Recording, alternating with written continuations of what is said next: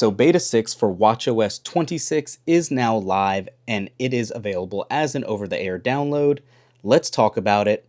Jumping right into this, I do want to say 6 betas in, don't expect a lot of new features. We've kind of seen what they've kind of been tweaking and doing in the background for what liquid glass looks like, and you can really kind of see exactly what they did in changes here.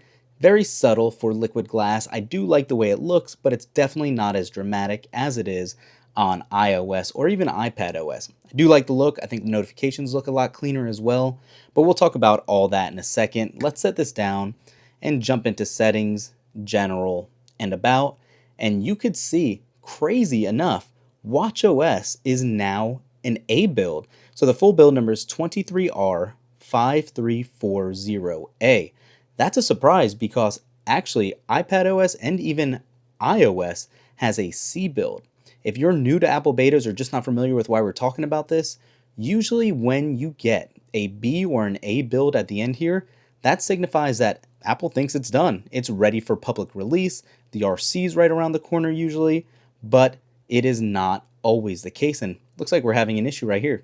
So that's a new message we got. Could not connect to Apple Watch. Make sure your Apple Watch is nearby, powered on, and not in airplane mode.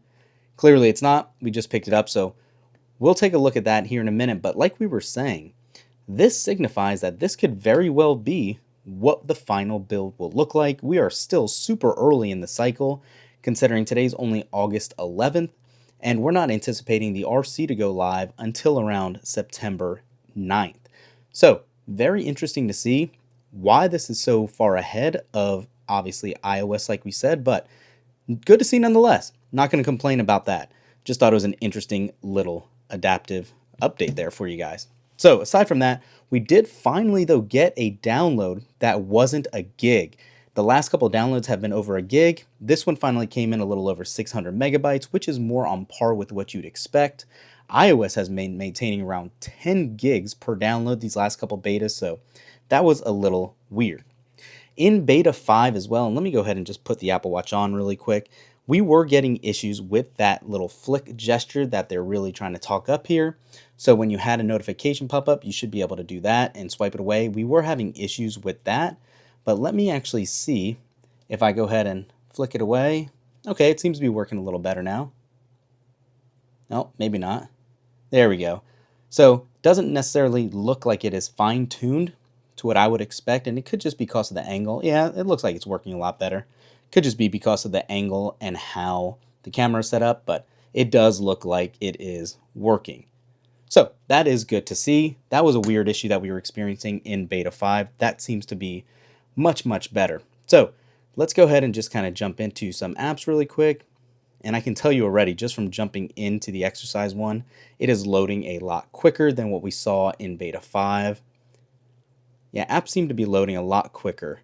Still a slight lag, I would say, but nowhere near what it was, again, in beta 5. So just kind of jump around here, take a look. Yeah, I definitely think it is moving a lot better. If we go ahead and jump into, let's just say, let's go in Apple Music. Yeah, there's definitely a speed improvement right off the bat. It is noticeable. That will definitely be good to see. Hopefully, battery life will maintain as good as it was in beta 5.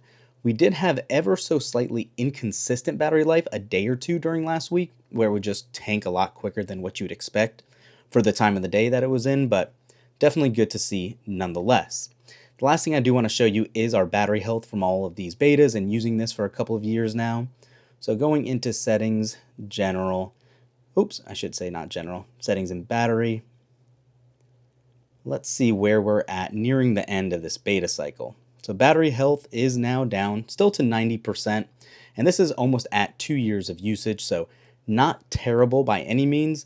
The iPhone that we're using here is at 95%, so it is about on par with that. 95%, mind you, after 1 year, 90% after 2 years. So definitely looking forward to the Apple Watch Ultra 3 and all of the new announcements Apple has next month.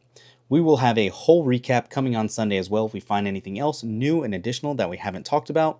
But for now, thumbs up this video, subscribe to the channel, and we'll catch you in the next one. Peace.